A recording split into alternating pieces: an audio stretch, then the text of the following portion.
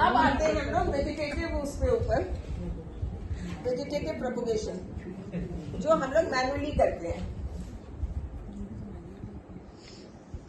इसमें कई तरह से हो सकता है। सबसे कॉमन क्या है, हम लोग कैसे करते हैं? सबसे कॉमन हम लोग प्रोपगेट कैसे करते हैं? कटिंग से। सबको पता है कटिंग से करते हैं। तो कटिंग्स कैसे लेते हैं और कैसे लगाते हैं वो है। और कटिंग्स भी आप दो तरह से कर सकते हो, एक स्टेम कटिंग है और दूसरी लीफ। उसे एक्सपर्ट्स नहीं बोलेंगे, ये सामने वाली जनता बोलेगी। ठीक है, leaf cutting and stem cutting. तो स्टेम कटिंग जो हम लोग लेते हैं, जैसे मैं आज आपकी लाई हूँ ये इरानथम की है, पर्पल कलर के बहुत अच्छे इसमें फूल निकलते हैं इस तरह से। तो इतनी लंबी हम लोग नहीं लेंगे, कितनी लंबी हम लोग का स्टेम होना चाहिए, it should be not more than 6 to 8 inches दोनों के बीच में। And it should be healthy, again health wise बहुत इंपॉर्टेंट है ये पॉइंट। और दूसरा डिजीज फ्री होना चाहिए। तो ये आपने एक अपनी स्टेप ले ली। और इस समय क्यों ये लेक्चर रखे जाते हैं, क्योंकि this is the right time for propagation, because there is so much humidity into the air कि पौधे में जड़ बहुत जल्दी निकल आती है, बहुत जल्दी सूखते नहीं है, क्योंकि हमें कांस्टेंट मॉइस्चर की जरूरत होती है। अब मई जून में आप ये स्टेम कटिंग लगाओगे तो नहीं सूखी जाएंगे, लगे लगाए पौधे सूख रहे तो बेचारी स्टेम कहां छोड़ेगी। तो फिर इस 6 इंच करीब अगर आप इसको लेते हो तो, और कहां से काटना है कि ये नोड्स होते हैं, आंख जिसको बोलते हैं, आईज, नोड्स या माली कहते हैं आंख। तो आंख के नीचे से 1/2 सेंटीमीटर नीचे से इसको हमें स्लांट 45 डिग्रीज पे स्निप ऑफ कर देना है इस तरीके से। Now you can do it straight of course, but why are we doing it 45 degrees? एक बार मैम दिखाएंगे जरा। हाँ। क्या बोल?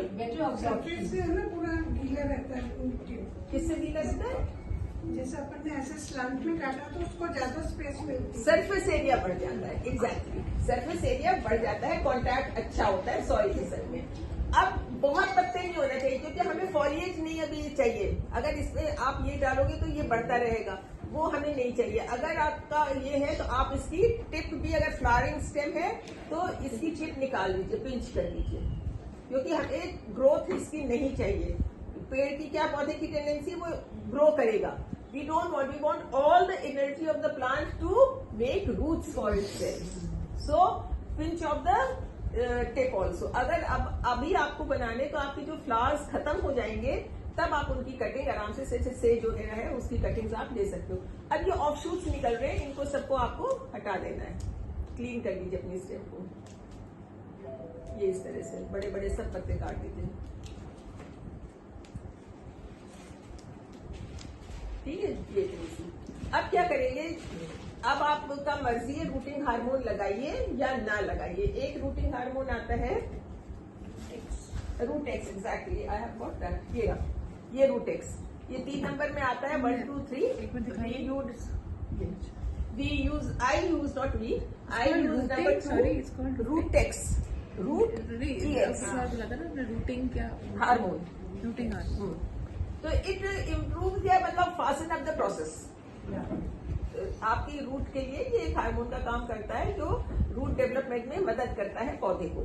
तो ये मैं 2 नंबर यूज करती हूँ, क्योंकि मीडिया में हर तरह के वुड और हार्डवुड और सॉफ्टवुड दोनों में चल जाता है कटिंग में, तो हम ये यूज करते हैं। और नहीं तो as we are going organic, you can use dalchini, you can use shahad and aloe vera. Exactly, ये मैंने एलोवेरा। ठीक है, एलोवेरा इज ऑल्सो बेस्ट, जिसको भी आप, कोई प्रॉब्लम इसमें नहीं होती है।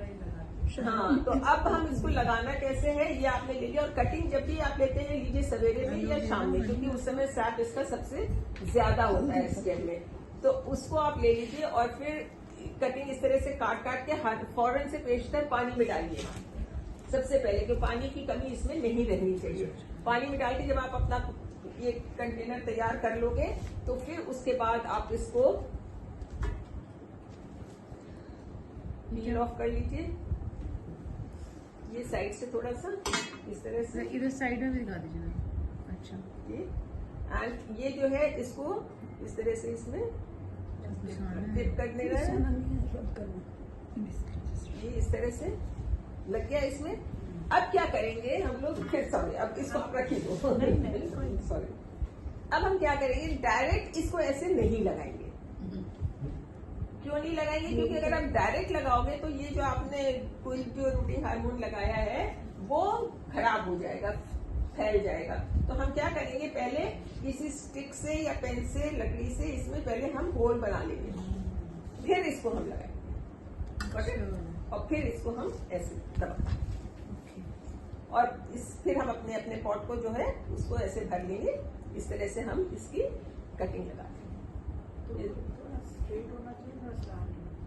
नहीं, उससे कोई फर्क नहीं पड़ता है। जनरली बोगनविला की जो है वो थोड़ा सा स्लांट में लगाते हैं, बाकी इनमें कोई दिक्कत नहीं। और बोगनविला में आप पत्ती नहीं भी रखेंगे तो भी कोई प्रॉब्लम है। रोज में आप पत्ती नहीं रखेंगे, रोज की कटिंग में भी तो भी वो निकल आएंगे, जो उसकी आइज है वहां से निकल आएंगे। और कम से कम जो 2 आइज हैं वो सॉइल के अंदर 2-3 आइज, मैंने आपका 1-1.5 इंच जो हिस्सा है तने का, स्टेम का सॉरी, वो उसमें जमीन के नीचे होना चाहिए। तो आप देखेंगे 3 से 4 हफ्ते में इसमें रूट्स निकल आती हैं। Don't be very this impatient कि यहाँ से तो पत्तियां निकलने लग गई हैं, मेरा तो ये जड़ें निकल आई हैं तो मैं इसको अब निकाल के ट्रांसप्लांट कर दूं। No, let be patient. The first quality of a gardener is, as I always say, is patience. Have patience. लगाया है तो होगा, ऐसा हो नहीं सकता कि ना हो। 4 लगाएंगे तो 2 तो निकलेंगी।